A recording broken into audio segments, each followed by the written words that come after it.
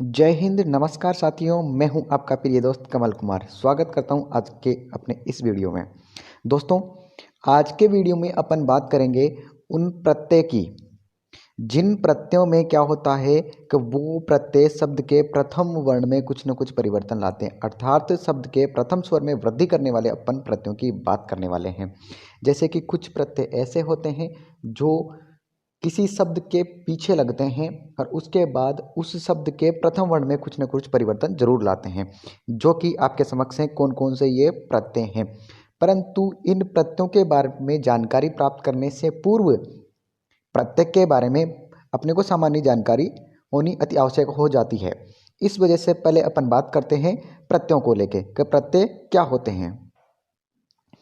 देखिए दोस्तों, जब भी अपन प्रत्यय की बात करते हैं तो देखो, प्रत्यय क्या होते हैं? एक शब्द के अंश होते हैं। शब्द नहीं होते हैं, ये शब्दांश होते हैं जो मूलतः किसी धातु के बाद जुड़कर क्या करते हैं, उसके अर्थ में विशेषता ला देते हैं, उसके अर्थ में विशिष्टता ला देते हैं। उन्हें को अपन क्या करते हैं? प्रत्यय कहते हैं। प्रत्यय हमेशा धातु के बाद में जुड़ेंगे, पहले नहीं।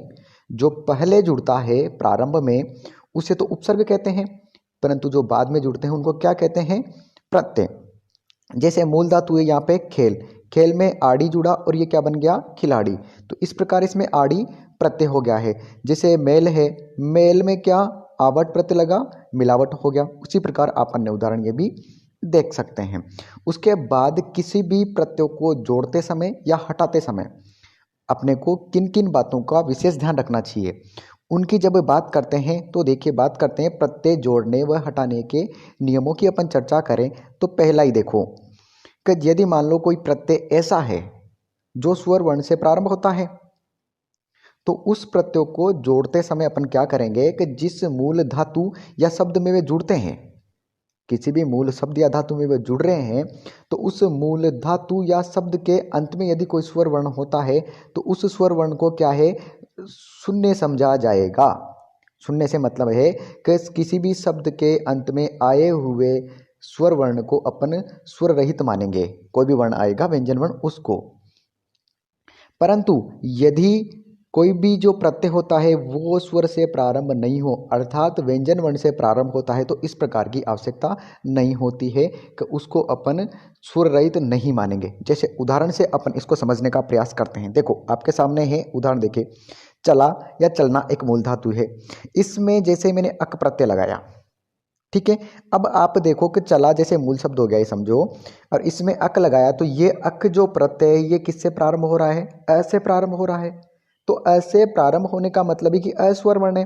तो मैंने कहा ना कि जो स्वर से प्रारंभ होते हैं तो इसके अंत में जो जिस शब्द के पीछे स्वर वर्ण लगेगा उसके अंत में आए हुए स्वर वर्ण को अपन क्या मानेंगे? स्वर रहित मानेंगे। तो देखो, चला में से आ निकला तो इस आ को अपन क्या मानेंगे? स्वर रहित। उसके बाद फिर इस प्रत्यय का इसमें जोड़ देंगे। इस प्रत्यय को जैसे ही जोड़ा तो ल स्वर रहित हो गया। अब इसमें जोड़ा तो इसमें क्या हो जाएगा? ये थोड़ा सा परिवर्तन होकर और चालाक बन जाता है। जैसे बचना मूल धातु होती है ना, तो ना को काउंट नहीं करते हैं इसमें, तो बच क्या हो गई? धातु। अब इस बच में से अ को बाहर निकालेंगे, अत जोड़ा तो ये क्या हो गई? बचत हो गई। उसी प्रकार सामाजिक में देखो, अंत में अ तो आता है उसको निकाल दिया जाता है। ये बात हुई उन प्रत्ययों की जो किससे प्रारंभ होते हैं? जो कि स्वर वर्णों से प्रारंभ होते हैं। परंतु जो स्वर जो प्रत्यय व्यंजन वर्णों से प्रारंभ होते हैं उनमें ऐसा करने की आवश्यकता नहीं पड़ती है। जैसे कि देखो, दुकान एक शब्द है, उस दुकान में दार जोड़ा तो दुकानदार डायरेक्टली जुड़ गया ना। बिल्कुल, बस यही है कि स्वर से प्रारंभ होने वाले में क्या करते हैं? धातु या शब्द के अंत में आए हुए स्वर को स्वर रहित मानेंगे। किसी भी व्यंजन वर्ण में स्वर आता है तो उसको स्वर रहित मानेंगे, परंतु व्यंजन वर्णों से प्रारंभ होने वाले में इसकी आवश्यकता नहीं पड़ती है। पहली बात तो ये। दूसरी बात है कि प्रत्यय से पहले लगा मूल शब्द सार्थक होना चाहिए और दोनों का एक दूसरे के साथ अर्थ होना चाहिए। यह नहीं कि कुछ ही हर कुछ ही लगा दें, ऐसे नहीं लगा सकते। जैसे सांप है तो सांप का कोई ना कोई अर्थ है, एरा प्रत्यय लग गया तो सांप से बन गया सपेरा। जो सांप जाति को पकड़ने वाला होता है, सांप को पकड़ने वाली जाति वो सपेरा होती है। जैसे लिख में आवट लगा दिया, लिखावट हो गई। गाँव में आर लगाया तो गंवार हो गया है। इसी प्रकार आगे की बात करें, जैसे मैंने बताया ना कि एक दूसरे के साथ इनका क्या होना चाहिए? अर्थ एक दूसरे से संबंधित होना चाहिए। जैसे देखो यहाँ है, ये भी भूतल है, ये भी भूतल है। अब इस भूतल में देखें तो मूल धातु क्या है? आप कुछ सोच लेंगे यार भू है, भू में तल लगा दिया तो बिल्कुल सही है, लेकिन भूत में ल प्रत्यय यहाँ नहीं लगेगा। ठीक है, तो इन दोनों का भी आपस में एक दूसरे के साथ कोई ना कोई संबंध अवश्य होना चाहिए। सबसे पहले यदि आप प्रत्यय जानना चाहते हैं किसी भी शब्द में, तो आपको एक चीज़ का विशेष ध्यान रखना है कि सबसे पहले मूल शब्द को बाहर निकालो। प्रत्यय ऑटोमेटिकली उसके पीछे पीछे चला आता है। तो प्रत्यय अलग करते समय पहले मूल शब्द को बाहर निकालने का प्रयास करें, प्रत्यय स्वतः ही बाहर आ जाता है। तो इसमें सीधी सी बात थी कि आपको जिस बात का ध्यान रखना था वो थी कि यदि कोई भी प्रत्यय स्वर वर्ण से प्रारंभ होता है तो उसका क्या करना है, किसी शब्द के पीछे लगता है तो उसमें से अपन को क्या निकालना है, स्वर को बाहर निकाल देना है, मतलब स्वर रहित मानना है।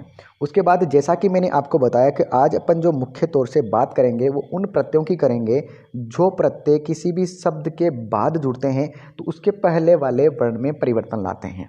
अब देखो ऐसे कितने प्रत्यय हैं, ध्यान से देखिएगा।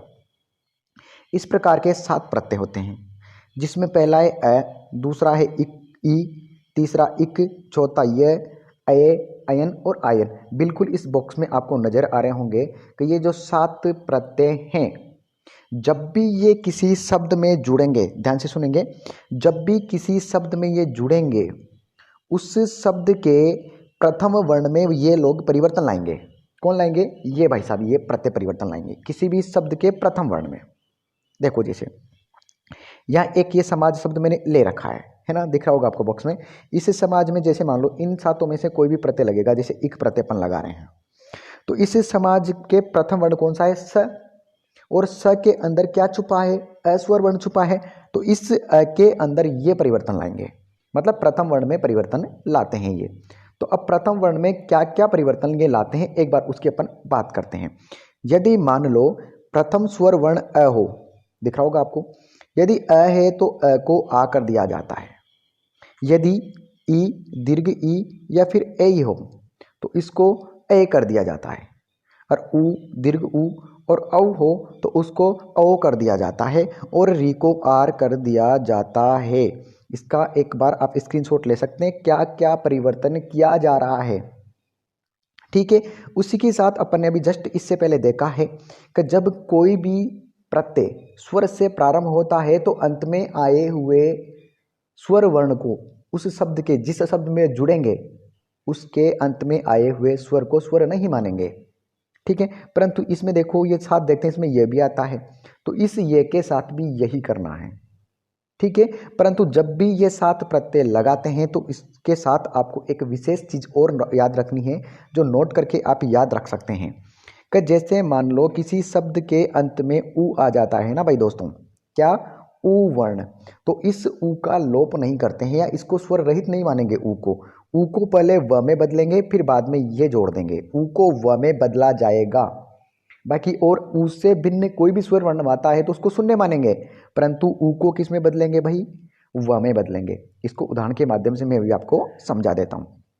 चलिए बात करते हैं, जैसा कि मैंने कहा आपसे कि समाज में एक प्रत्यय जोड़ने का अपन प्रयास करते हैं। ये देखो आराम से आप देखिए कि इस समास में स था, स के अंदर अ था, अ को किस में बदलेंगे? आ में। अभी बताया मैंने, देखिए आप, ये देखिए, ये देखो अ को किस में बदलेंगे? आ में। इधर ई, दीर्घ ई, ए को अय में बदलेंगे, ऊ, दीर्घ ऊ, ओ को औ में बदलेंगे, री को आर में बदलेंगे। ये देख लिया आपने, तो यही परिवर्तन इधर करते हुए चलना है। अब उदाहरणों के माध्यम से समझते हुए चलो आप एक बार। अब देखो जैसे वो स था, स के अंदर अ था, आ में बदला और इक जोड़ दिया, सामाजिक हो गया ना। इसी प्रकार देखो उपन्यास में, देखो उपन्यास में इक जोड़ा तो ऊ को किस में बदलेंगे? अभी ऊपर ने देखा ऊ को औ में बदल दिया जाएगा, तो यहाँ तो औ कर देंगे, इक जोड़ेंगे तो अंत में स के अंदर आए हुए स्वर वर्ण को 0 मानेंगे, मतलब शून्य मानेंगे, स्वर रहित मानेंगे। तो ये इक जैसे ही जुड़ा तो ये क्या हो गया? औपन्यासिक हो गया। उसी प्रकार इतिहास में जोड़ो, देखो इक, जब इतिहास में जोड़ा तो ई का तो ऐ हो जाएगा, और अंत में इसमें से स्वर रहित मानते हुए इक को जोड़ा, ऐतिहासिक हो गया। परंतु मैंने एक और चीज बताई अभी आपको कि ऊ होता है तो अंत में ऊ होता है तो उसको व में बदला जाता है, बताया ना, जस्ट अभी बताया और बता रहा हूं। तो इसको भी एक बार देख लो। जैसे देख लो उन प्रत्ययों में मैंने अ का भी आपको उल्लेख दिया है कि अबेक के साथ भी ऐसा ही होता है। तो इसमें देखो दनु कोई धातु है, मूल शब्द है। इस दनु में जब अ प्रत्यय लगाएंगे तो सीधी सी बात प्रथम वर्ण में तो परिवर्तन लाएंगे ही लाएंगे। यदि अ है तो आ हो जाएगा, ई दीर्घ ई या अ है तो आय हो जाएगा। अगर उ दीर्घ उ और ओ है तो आव हो जाएगा। ठीक है, री है तो आर हो जाएगा, यह परिवर्तन हो जाएगा। लेकिन अंत में यदि उ आता है तो उसका व में बदल देते हैं, यह भी सही है। तो तभी देखो द का तो हो गया दा, ठीक है, न का न हो गया, परंतु न के अंदर आए हुए उ को अपन ने व में बदल दिया और व में जोड़ा अ, जब जाके क्या बन गया दानव। उसी प्रकार मधु में देखो मधु से माधव बन गया है। और भी आप उदाहरण देख सकते हैं, देखिए देखो मनु का मानव बन गया है, बन गया ना। इसी प्रकार यदु का यादव बन गया है। इधर रघु का राघव, ये अप्रत्यय लगा है, लघु का लाघव, पांचाल, इनका आप स्क्रीनशॉट ले सकते हैं। बहुत सारे उदाहरण हैं, आप देख सकते हैं। जैसे जिन से जैन बन गया, विष्णु से वैष्णव बन गया। तो ये 7 प्रत्यय कौन कौन से? अ, ई, इक, य, ए, अयन और आयन। ये 7 प्रत्यय ऐसे हैं जब भी किसी शब्द में जुड़ते हैं तो उस शब्द के प्रथम वर्ण में परिवर्तन लाते हैं। और क्या परिवर्तन लाते हैं? यदि उस स्वर के प्रथम वर्ण में अ है तो उसको आ में बदल देंगे। यदि ई दीर्घ ई या ए है ए तो उसको ए में बदल देंगे, मतलब एक मात्रा डबल मात्रा वाले में। यदि उ दीर्घ उ या फिर औ हो तो उसको औ में बदल देते हैं। ठीक है, और यदि री आ जाए तो उसको आर में बदल देते हैं। इन चीज़ों का आप विशेष ध्यान रखेंगे। और भी देख सकते हैं, देखो ई वाले उदाहरण देखो आप। ई वाले उदाहरण देखें तो दशरथ में ई लगाया, दासरथी हो गया। देखो अ का आ करा ना, शुरू में अ है तो सबका आ हो जाएगा, आ का आ ही रहेगा, कोई दिक्कत नहीं है। जैसे जनक में ई लगाया तो जानकी हो गया, पार्वती हो गया, वैदेही हो गया। ठीक है, इसी प्रकार अन्य देख लो, ई के देखो बहुत सारे हैं। इक वाले अंग में आंगिक हो गया, अत्यंत में आंतरिक हो गया। इनके आप स्क्रीनशॉट लेकर देखें। अगर कुछ समझ में नहीं आता है तो आप थोड़ा कमेंट बॉक्स में कमेंट कर सकते हैं। देखो यहाँ पशु में देखो, मैंने कहा था ऊ का व हो जाता है तो क्या हो गया, पाश्विक हो गया। ठीक है ना। तो प्रत्येक उदाहरण को आप करने का प्रयास करें, इनका एक बार आप स्क्रीनशॉट ले लें। और देखो यहाँ पे थोड़ा वो हो गया, देखता हूँ मैं। ये देखो री की बात करें तो यहाँ हृदय है, मूलतः तो यह हृदय, थोड़ा प्रिंटिंग वो है तो हृदय होता है, हृदय होता है ना अपना हृदय। हृदय में इक लगाया तो हार्दिक हो गया, क्योंकि री का क्या हो जाएगा, यहाँ री का आर हो जाएगा। तो ऐसे आर हो के हृदय से हृदय का क्या हो जाएगा, हार्दिक हो जाएगा। इसका थोड़ा ध्यान रखिए। देखो ये प्रत्यय के भी हैं, आदित्य, औदार्य, कवि से काव्य, तरुण से तारुण्य, बहुत सारे उदाहरण हैं। देखो इनका आप स्क्रीनशॉट ले लें और एक एक करके प्रत्येक उदाहरण को आप देखें। देखो ए के उदाहरण है अयन, आयन। इसी प्रकार जो मूल हैं कौन कौन से कि ये इनका विशेष ध्यान रखेंगे जो मैंने अभी आपको बता दिए हैं।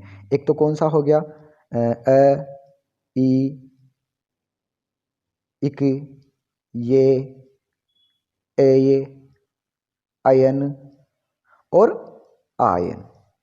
इन प्रत्ययों का आप विशेष ध्यान रखेंगे। और जहाँ तक है अधिकांश मैं आपको बता दूं इन्हीं प्रत्ययों में से प्रश्न पूछ लिए जाते हैं। 80% किसी भी एग्जाम में यहाँ से प्रश्न पूछा जाता है इन प्रत्ययों में से, क्योंकि बाकी जो और प्रत्यय होते हैं वो अपन आसानी से निकाल लेते हैं, परंतु यह प्रत्यय क्या है, कुछ विशेष परिवर्तन लाते हैं। इस वजह से इनमें थोड़ी समस्या होती है, तो इनका आप विशेष ध्यान रखेंगे। ठीक है, ऐसे ही और भी कोई एंटिक चीज़ होगी, जो कोई भी वीडियो होगा तो उसके साथ फिर मैं दोबारा मिलूंगा आपसे। तब तक के लिए दीजिए इजाज़त। धन्यवाद। जय श्री कृष्ण।